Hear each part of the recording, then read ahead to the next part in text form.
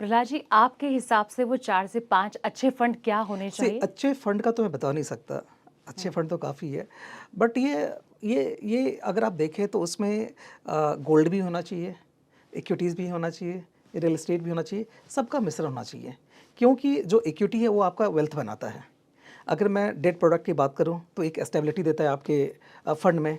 अगर मैं real estate की बात करूँ तो ये लॉन्ग टर्म में आपका एक एसेट बनाता है। हुँ, तो जब भी हम किसी भी पोर्टफोलियो में बात करें तो ये 3 मिश्रण होना बहुत ज़रूरी है, हुँ, जहाँ पे equity, debt and real estate हुँ, और साथ में ऑफ कोर्स गोल्ड भी। गोल्ड से आपकी एक जो पोर्टफोलियो है स्टेबल होती है। हुँ, तो पोर्टफोलियो ऐसे बिल्ड करना चाहिए हुँ। हमें। अच्छा, इनमें रेशियो क्या होना चाहिए? जैसे कि आपने इक्विटी, डेट हुँ। और गोल्ड की बात करी, कहीं न कहीं तो फिर इनमें रेशियो किस हिसाब से डिसाइड किया जाए? जो मेरा फेवरेट है ना वो ईडीजी।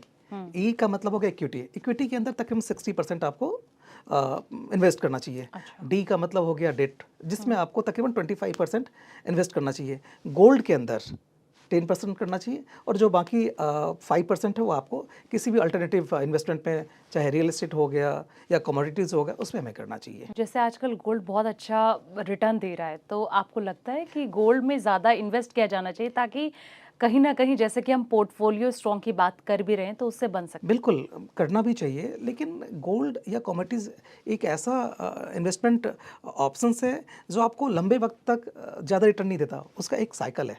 हुँ, लास्ट 3 इयर्स, 4 इयर्स में देखिए गोल्ड काफ़ी अच्छा चला है। लेकिन अगर मैं पीछे आज से 10 साल पहले चला जाऊँ या 15 साल पहले चला जाऊँ, तो बहुत अच्छा रिटर्न नहीं आया था। तो इसीलिए कहते हैं कि ऑलवेज़ जो इन्वेस्टमेंट पोर्टफोलियो है, उसको रीबैलेंसिंग करती रहनी चाहिए। जो एसेट्स आपको ज़्यादा रिटर्न दे गया है, उसमें से पैसा निकाल करके जो एसेट्स कम दे रहा है, उसमें आपको डाइल्यूट करना चाहिए पैसा, उसमें इन्वेस्ट करना चाहिए। हुँ।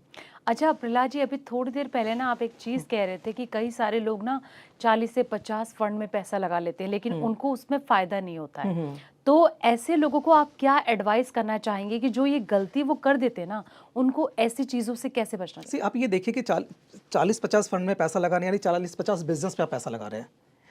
क्या ये पॉसिबल है कि 40-50 बिज़नेस को मैनेज करना?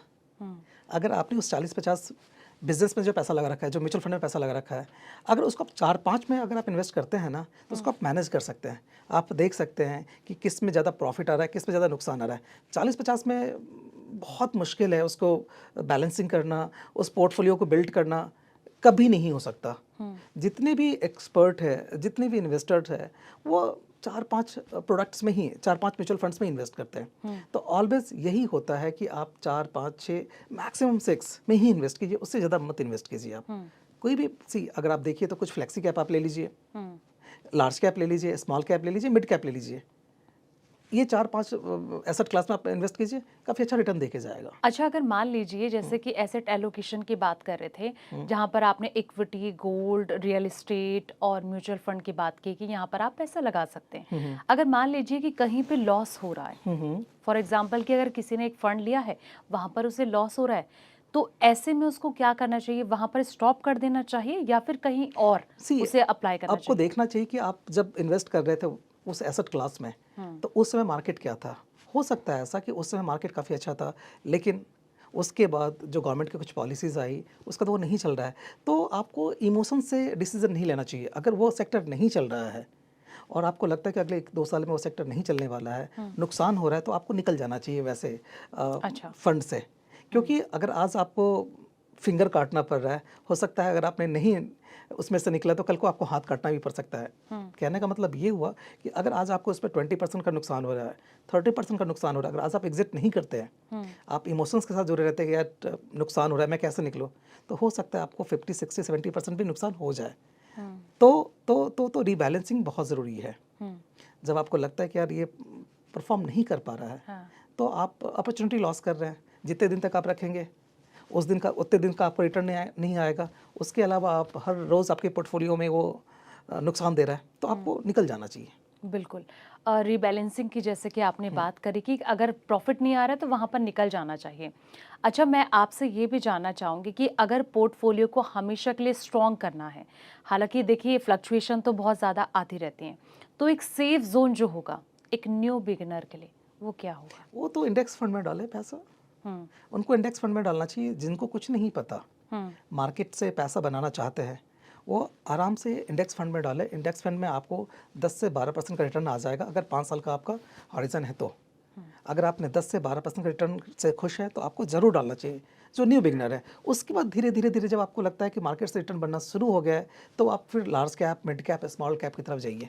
नहीं तो इसलिए सबसे बढ़िया है कि आप निफ्टी 50 में पैसा डाल करके भूल जाइए। निफ्टी 50 का मतलब हो गया कि जो हिंदुस्तान के 50 सबसे बड़ी कंपनी है, आप उसमें पैसा लगा रहे हैं, आप उसमें पैसा लगाइए।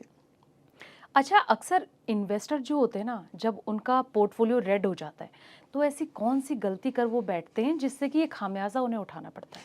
आ, वो सही टाइम होता है वेल्थ क्रिएट करने का। अगर पोर्टफोलियो रेड है, इट मीन्स जहाँ पे आपने लिया उससे नीचे जा चुका है मार्केट, है ना।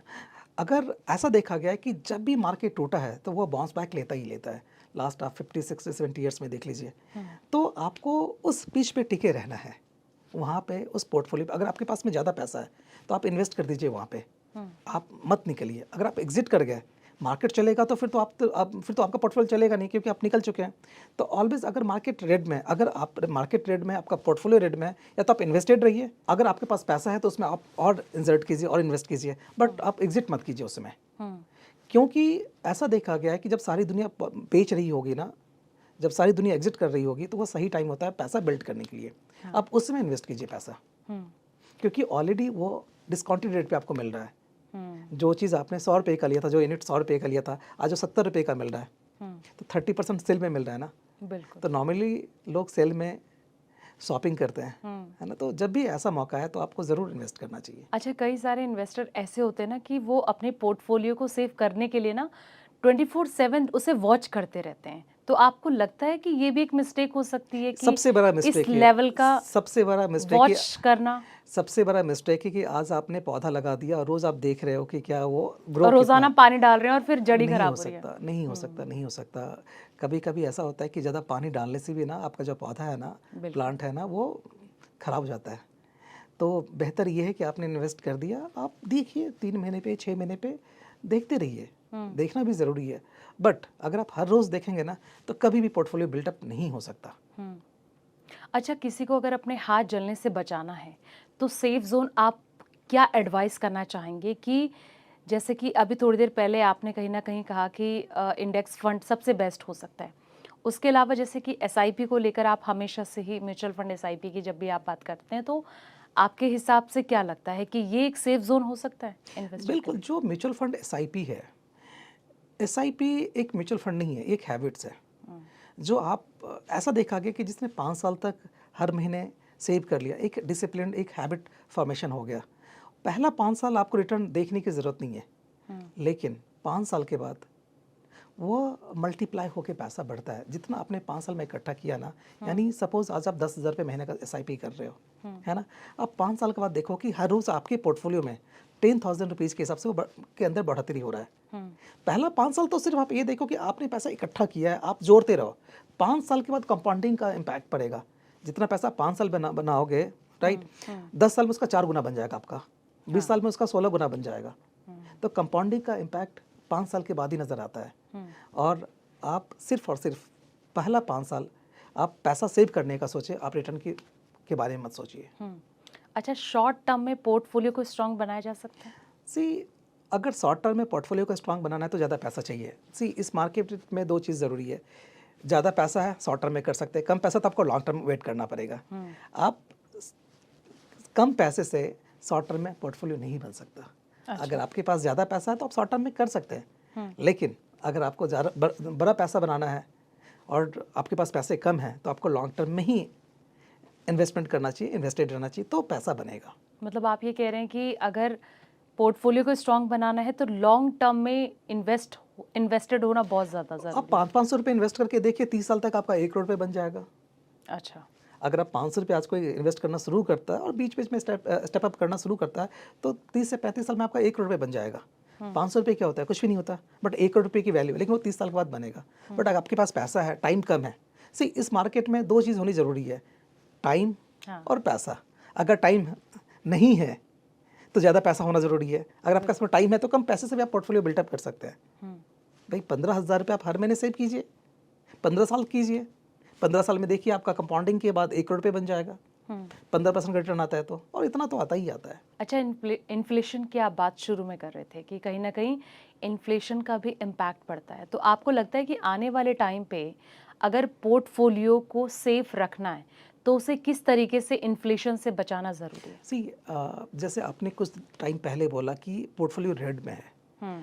आप एक चीज़ ये देखिए, जब भी आपको रेड में नज़र आए, मार्केट जिस दिन भी आपको रेड में नज़र आए, आप हर महीने एक एक्स अमाउंट इन्वेस्ट करते हैं, राइट। आप कोशिश कीजिए कि अगर 10,000 रुपये आप सेव करते हैं ना, तो 5,000 रुपीज़ आप अलग से रखिए। अच्छा। जिस दिन भी आपको लगता है कि मार्केट 2-3% टूट चुका है, उस दिन पैसा आप इन्वेस्ट कर दीजिए।